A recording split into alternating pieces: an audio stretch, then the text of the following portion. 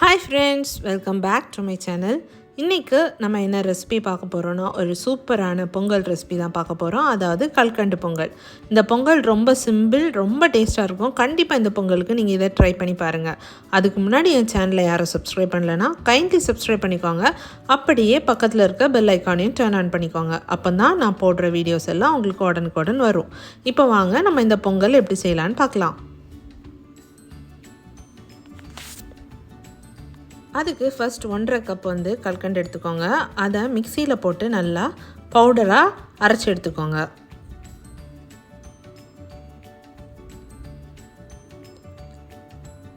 இப்படி நல்லா ஃபைன் பவுடராக அரைச்சி தனியாக எடுத்து வச்சுக்கோங்க.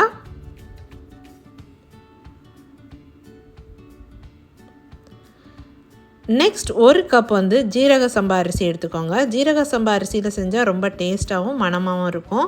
ஸோ நான் இன்றைக்கி ஜீரக சம்பா ரைஸில் தான் இந்த பொங்கல் செய்கிறேன். நீங்கள் ஜீரக சம்பாவில் ட்ரை பண்ணுங்கள். அந்த அரிசியை நல்லா கழுவி அதை குக்கரில் ஆட் பண்ணிக்கோங்க.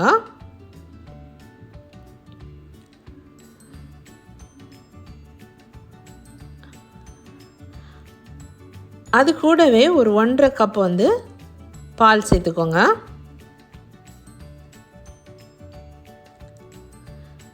2 கப் தண்ணி சேர்த்துக்கோங்க.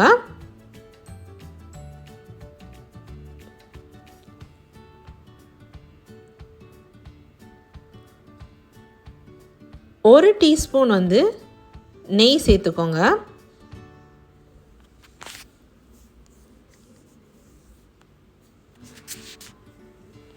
அரை டீஸ்பூன் உப்பு சேர்த்துக்கோங்க.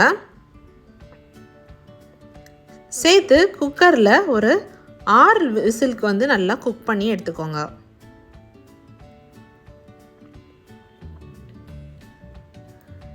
இப்போ பார்த்தீங்கன்னா ரைஸ் நல்லா வெந்துடுச்சு. நல்லா கொலைய வெந்திருக்கு. இப்படி தான் இருக்கணும்.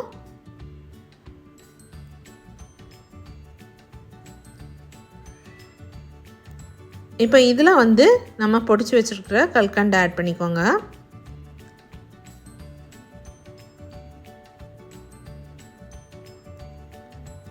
ஆட் பண்ணிவிட்டு நல்லா மிக்ஸ் பண்ணி விட்டுருங்க.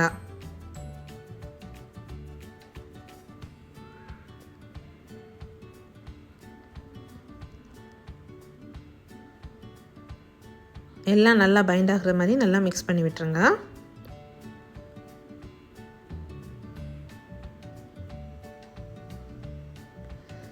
இப்போ மறுபடியும் குக்கரை ஸ்டவ்வில் வச்சுட்டு மீடியம் ஃப்ளேமில் ஒரு 2 நிமிஷம் நல்லா கிளறி விட்டுங்கோங்க. அப்போ இந்த கல்கண்டு நல்லா கரைஞ்சி எல்லாத்துக்கூடையும் நல்லா சேர்ந்துக்கும். இன்னொரு பேனில் 1.5 டேபிள் ஸ்பூன் நெய் ஆட் பண்ணிக்கோங்க. அது கூடவே 20 கிராம் கேஷ்யூ நட்ஸ் ஃப்ரை பண்ணிக்கோங்க. ஃப்ரை பண்ண கேஷ்யூ நட்ஸ் இப்போ பொங்கலில் ஆட் பண்ணிக்கோங்க.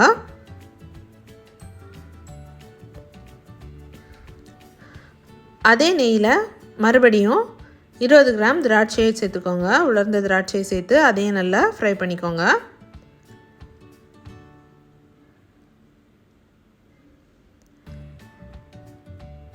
இப்போ அந்த நெய்யோட அதையும் பொங்கலில் சேர்த்துருங்க.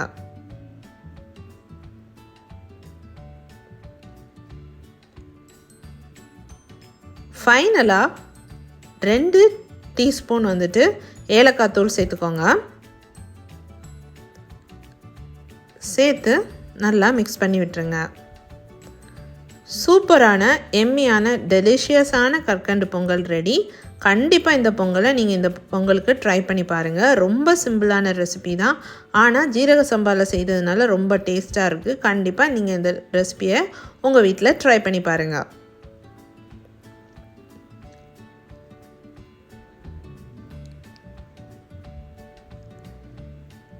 என் ரெசிபிஸ் உங்களுக்கு பிடிச்சிருந்துச்சுன்னா மறக்காமல் என் சேனலை சப்ஸ்கிரைப் பண்ணுங்கள், லைக் பண்ணுங்கள், ஷேர் பண்ணுங்கள். தேங்க்யூ.